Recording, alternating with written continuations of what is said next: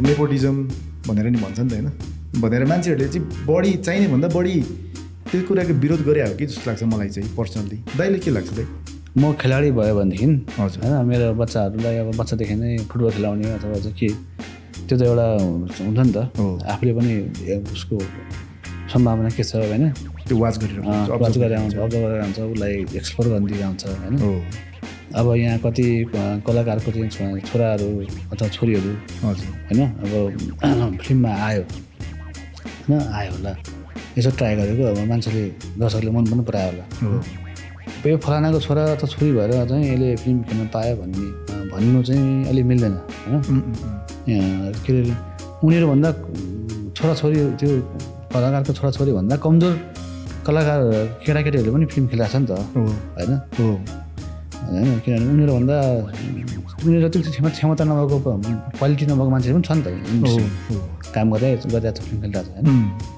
अनि त्यसो कारणले त्यो सबैभन्दा कमजोर सबैभन्दा काम नलाग्ने उनीहरू नै भए चाहिँ एउटा कुरा हो होइन उनीहरूले लिएर बारम्बार फिल्म बनाइदिएको भएदेखि एउटा कुरा हुन्थ्यो तर के अरे अब खेलाडीको छोरो खेलकुदमा अगाडि बढ्नु सक्छ होइन पोलिटिकल नेताको छोरो चाहिँ राजनीतिमा आउनु सक्छ होइन डक्टरको छोरा डक्टरै हुन सक्छ छ भने कतिको होइन अस्ति एउटा निर्वाचन वकिल 4 पुस्तादेखि वकिलै छ होइन त्यो चाहिँ नेपोटिजम भएन तर के भने अझ फिल्ममा झन् के हुन्छ भने फिल्ममा त मार्केटमा आफूलाई प्रमाणित गर्नै पर्छ होइन अब नेपालमा त अब खासै त्यस्तो धेरै छैन अब इन्डियामा भन्यो भने अब त्यो सबैको सुपरस्टारको छोरो कहाँ टिकेको छ त छैन होइन एक दुई फिल्म खेल्यो होला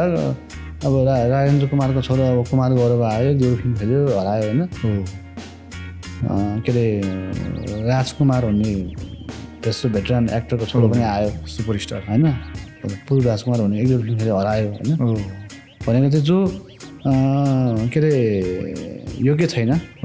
त्यो मान्छेले एकचोटि दुईचोटि त फिल्ममा अवसर पाउँला त्यसपछि त हराएर गएछ नि नेपालमा पनि त्यही हो होइन हराएर जान्छ नेपालमा एक दुईजना कलाकारको छोराछोरी आएको थियो हराएर गएपछि क्वालिटी नभएको ठिक्दैन होइन